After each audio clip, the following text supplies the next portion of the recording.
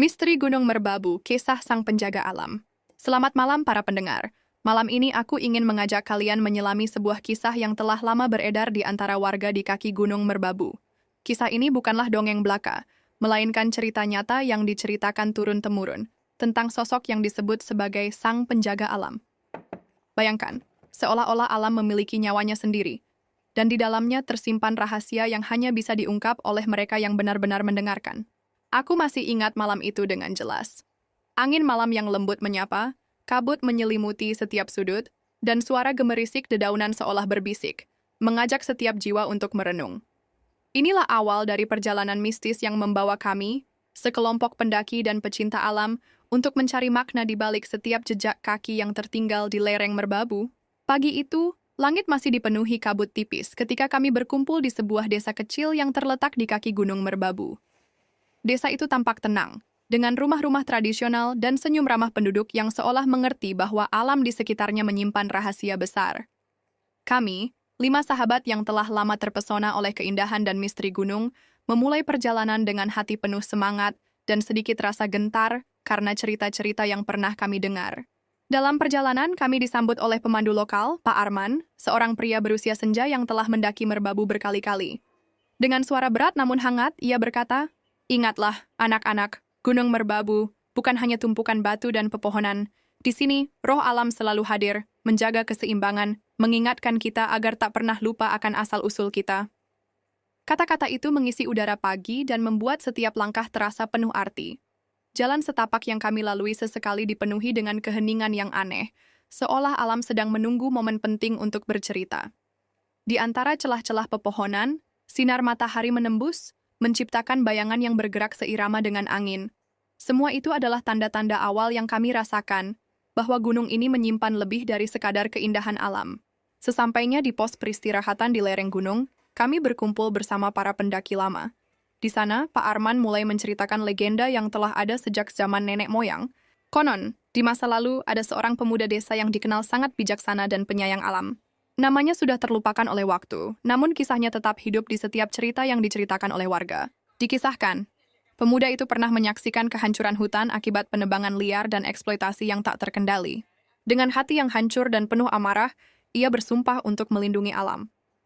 Malam demi malam, ia mengembara ke dalam hutan, berkomunikasi dengan roh-roh yang mendiami pepohonan dan batu-batu besar. Hingga suatu malam, di tengah badai yang mengguncang, ia menghilang secara misterius. Warga pun percaya bahwa jiwa pemuda itu menyatu dengan alam, menjadikannya sang penjaga alam yang tak terlihat, namun selalu hadir ketika alam terancam. Setiap kali alam menangis, entah itu dalam bentuk hujan deras, kabut tebal, atau bahkan suara-suara aneh di tengah malam, itulah panggilan dari sang penjaga. Pesan untuk kita agar selalu ingat bahwa alam ini hidup, dan kita hanya tamu di dalamnya. Cerita itu menggetarkan hati kami. Setiap kata yang diucapkan oleh Pak Arman terasa seperti doa, agar manusia tak melupakan tanggung jawabnya terhadap alam. Kami pun mulai menyadari bahwa perjalanan mendaki ini bukan hanya untuk menikmati pemandangan, tetapi juga untuk belajar mendengarkan pesan alam. Malam pertama di perkemahan, kami mendirikan tenda di sebuah lapangan terbuka yang dikelilingi oleh pohon-pohon besar. Hujan gerimis mulai turun, dan udara malam dipenuhi aroma tanah basah dan dedaunan yang membusuk. Saat kami berkumpul di sekitar api unggun, suasana hangat terasa kontras dengan dinginnya malam. Namun, ketenangan itu tak berlangsung lama. Aku sendiri tak bisa tidur nyenyak. Terdengar suara gemerisik di luar tenda, bukan seperti suara hewan biasa, melainkan seolah-olah ada yang berjalan di antara pepohonan. Aku meraih senter dan keluar, mencoba mencari sumber suara itu. Di balik bayang-bayang, aku sempat melihat bayangan tinggi yang bergerak dengan lincah, seakan-akan menari bersama angin malam. Ketika aku hampir mendekat, suara halus terdengar, menyeruak di telingaku, "Jaga aku, jaga alamku." Kata-kata itu seakan menyatu dengan desiran angin. Aku terdiam, merasakan getaran yang aneh di seluruh tubuh. Adakah sesosok makhluk yang tengah berusaha berkomunikasi? Aku merasa ada sebuah pesan yang ingin disampaikan, sebuah peringatan dari sang penjaga alam yang mungkin sedang mendekati kami. Keesokan harinya, saat kami berkumpul di pos peristirahatan, beberapa pendaki mengaku pernah mendengar suara yang sama. Cerita demi cerita bermunculan, suara langkah berat di sela-sela pepohonan, bayangan putih yang melintas cepat, bahkan sesekali terdengar suara seperti bisikan seorang yang memanggil dengan lembut. Semua itu membuat suasana semakin syarat dengan nuansa mistis. Malam kedua di perkemahan, Langit semakin gelap tanpa bintang karena awan tebal menyelimuti. Aku tak bisa tidur lagi. Rasa penasaran dan sedikit ketakutan mendorongku untuk keluar dari tenda dan berjalan menyusuri area perkemahan. Di balik tirai kabut, aku melihat sosok yang berbeda. Sesosok makhluk tinggi dengan pakaian sederhana berwarna putih, berjalan perlahan di tepi hutan. Tatapannya begitu dalam, seolah mengandung rahasia alam yang tak terungkapkan. Aku mendekat perlahan. Setiap langkah terasa berat, seolah waktu pun berhenti sejenak. Di tengah keheningan malam, sosok itu berhenti di bawah sebuah pohon besar. Dengan suara yang lembut namun penuh kekuatan, ia berkata, "Anak-anak, dengarkanlah. Aku adalah penjaga alam ini, roh yang telah lama menyatu dengan merbabu. Aku hadir untuk mengingatkan bahwa setiap tindakan manusia memiliki konsekuensi. Alam ini adalah milik kita semua, dan aku memanggil untuk menjaga keseimbangan." Aku terdiam, tak percaya dengan apa yang kudengar. Sosok itu melanjutkan ceritanya, menceritakan tentang masa lalunya sebagai seorang pemuda yang penuh semangat, tentang perjuangannya melawan kehancuran, dan bagaimana ia rela mengorbankan dirinya untuk menyatukan jiwa dengan alam. Dalam narasinya, terdengar kepedihan dan keikhlasan yang mendalam, seolah ia memang benar-benar pernah merasakan duka dan harapan sekaligus. Sambil berdiri di situ, aku merasa seolah-olah seluruh alam ikut mendengarkan. Hujan yang sebelumnya turun dengan lembut kini berhenti, dan hanya terdengar bisikan angin yang mendayu. Sosok itu mengajak kami untuk merenungkan pesan yang disampaikannya, jagalah setiap daun, setiap tetes air, dan setiap napas angin. Karena di dalamnya tersimpan kehidupan yang harus disucikan. Malam itu, pertemuan dengan sosok sang penjaga alam meninggalkan bekas mendalam di hati kami. Tak ada yang bisa menjelaskan secara rasional, namun semua yang hadir di sana merasakan kehadiran yang nyata, suatu kekuatan yang seolah menghubungkan jiwa dengan alam. Setelah pertemuan mistis itu, keesokan harinya kami memutuskan untuk mengunjungi sebuah desa kecil di lereng Merbabu yang terkenal dengan kearifan lokalnya. Di sana kami bertemu dengan Bu Lestari, seorang wanita tua yang dihormati sebagai sesepuh adat. Di bawah naungan sebuah rumah kayu tua, dengan aroma rempah-rempah yang masih tersisa di udara, Bu Lestari membuka kisah-kisah leluhur yang selama ini tersembunyi. Dengan suara serak namun penuh wibawa, ia menceritakan bahwa sejak zaman nenek moyang, masyarakat di sini selalu percaya bahwa gunung bukanlah sekadar alam mati. Gunung Merbabu adalah raja dan ibu sekaligus. Di dalamnya tersembunyi roh-roh yang telah menjaga dan melindungi setiap makhluk. Sang penjaga alam itu adalah perwujudan dari ikatan suci antara manusia dan alam, agar kita selalu ingat untuk hidup harmonis. Ujar Bu Lestari sambil menatap jauh ke arah puncak yang diselimuti kabut. Bu Lestari juga menceritakan tentang ritual-ritual yang pernah dilakukan untuk menghormati roh gunung. Setiap tahun, masyarakat mengadakan upacara syukuran dengan persembahan bunga, beras, dan dupa. Ritual itu dipercaya sebagai bentuk penghormatan kepada alam dan sebagai permohonan agar sang penjaga alam senantiasa melindungi dari bencana. Setiap bisikan angin, setiap suara gemerisik adalah pesan dari alam. Jangan pernah anggap enteng tanda-tanda itu, tambahnya dengan mata yang berkaca-kaca, seolah mengenang masa lalu yang penuh haru. Kisah-kisah Bu Lestari semakin memperkuat keyakinan kami bahwa pengalaman mistis yang kami alami bukanlah hal yang semata-mata kebetulan. Ada kekuatan yang lebih besar, yang melampaui pemahaman manusia, yang berusaha menyatukan kembali hubungan yang telah lama terpisah antara manusia dan alam. Kami pun melanjutkan perjalanan menuju puncak Merbabu. Perjalanan itu kali ini terasa berbeda. Setiap langkah di lereng gunung seolah diiringi oleh doa dan harapan. Di tengah jalan, kami menemukan beberapa ukiran kuno di batu, simbol-simbol yang konon dipercaya sebagai tanda keberadaan roh pelindung. Di antara ukiran itu, ada gambar pohon besar dengan akar yang menjalar, seakan menjadi jembatan antara dunia manusia dan alam roh. Di satu titik, kami berhenti di sebuah lembah kecil yang dikelilingi pepohonan raksasa. Di sana, aku duduk di atas batu sambil merenung. Angin sepoi-sepoi membawa aroma khas tanah basah, dan aku merasa seolah-olah ada ribuan mata yang mengamatiku dari balik dedaunan. Aku teringat pesan-pesan Bu Lestari dan suara sang penjaga alam yang kudengar malam sebelumnya. Tak lama kemudian, salah satu teman, Riko, mendekat dan berkata, "Aku merasa seperti sedang diawasi. Seolah ada sesuatu yang ingin berbicara padaku dari balik kabut. Mungkin itulah roh gunung yang mencoba menyampaikan pesan." Kita pun berbincang panjang tentang makna di balik setiap tanda yang kami temui.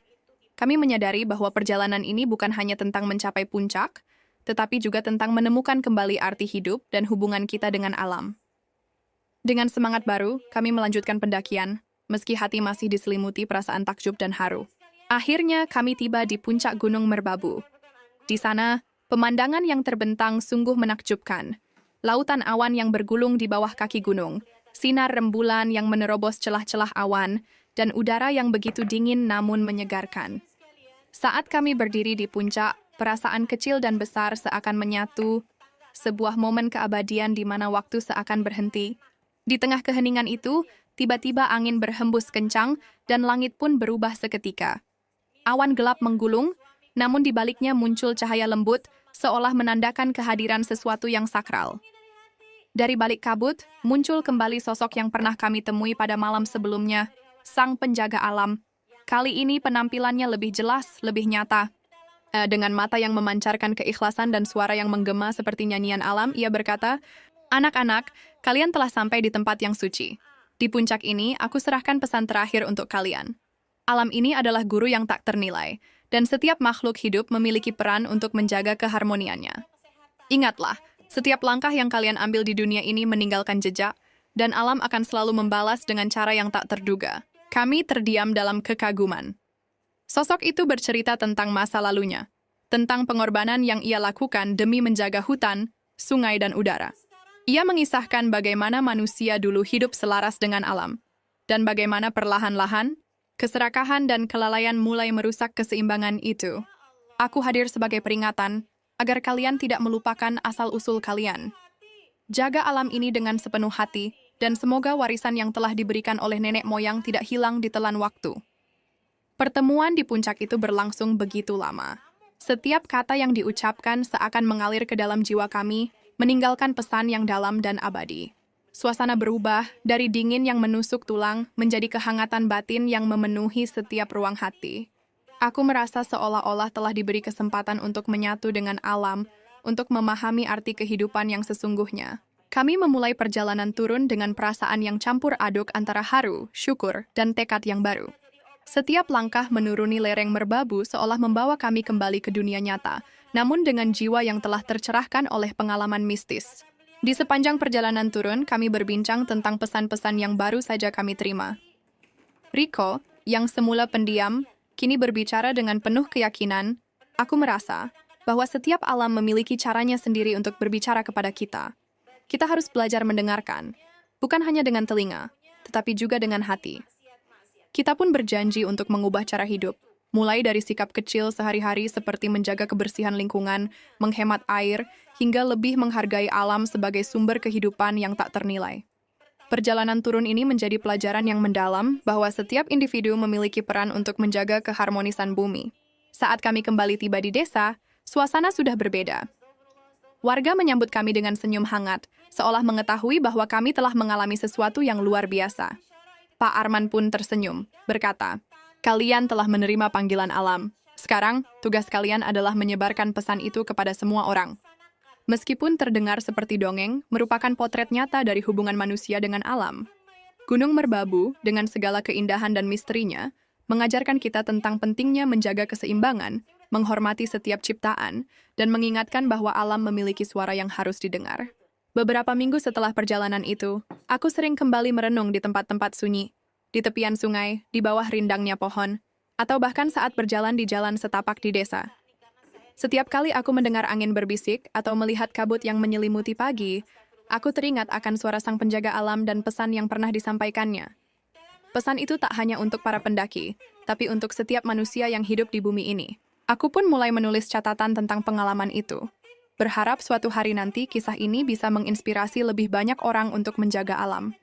Tulisan-tulisan itu kemudian menjadi dasar untuk seminar kecil di desa, di mana para warga, muda dan tua, berkumpul mendengarkan cerita tentang harmoni alam dan bagaimana kita semua memiliki tanggung jawab untuk melestarikannya. Pada akhirnya, kisah Misteri Gunung Merbabu, kisah sang penjaga alam menjadi lebih dari sekadar pengalaman pribadi. Ia berubah menjadi warisan yang hidup, mengalir dari satu generasi ke generasi berikutnya. Di setiap sudut desa, di setiap rumah yang sederhana, pesan itu terus bergema. Jagalah alam karena di dalamnya tersimpan kehidupan dan keajaiban yang tak ternilai. Semoga, dengan mendengarkan kisah ini, kita semua dapat menemukan kekuatan untuk kembali menghargai setiap tetes hujan, setiap desir angin, dan setiap detak alam yang mengalir di sekitar kita. Mari kita jadikan alam sebagai sahabat, guru, dan warisan yang harus kita jaga bersama. Terima kasih telah menyimak cerita malam ini. Semoga kisah misteri Gunung Merbabu, kisah sang penjaga alam, dapat menjadi pengingat dan inspirasi bahwa alam tidak pernah benar-benar pergi, ia selalu ada, berbicara melalui setiap hembusan angin dan kabut yang menyelimuti pagi. Mari kita dengarkan dan jaga, karena dalam setiap bisikan alam terdapat kehidupan yang abadi. Sampai jumpa di kisah-kisah berikutnya, di mana kita akan terus menyelami misteri dan keindahan dunia ini bersama. Selamat malam, dan semoga perjalanan kalian selalu diberkahi oleh harmoni alam. Cerita ini aku persembahkan untuk setiap jiwa yang percaya bahwa alam adalah guru terbaik, dan setiap langkah kecil kita dalam menjaga bumi adalah bagian dari warisan yang akan terus hidup. Semoga pesan dan keajaiban yang tersimpan di balik Gunung Merbabu selalu menginspirasi dan menguatkan kita untuk menjalani hidup dengan penuh rasa syukur dan tanggung jawab.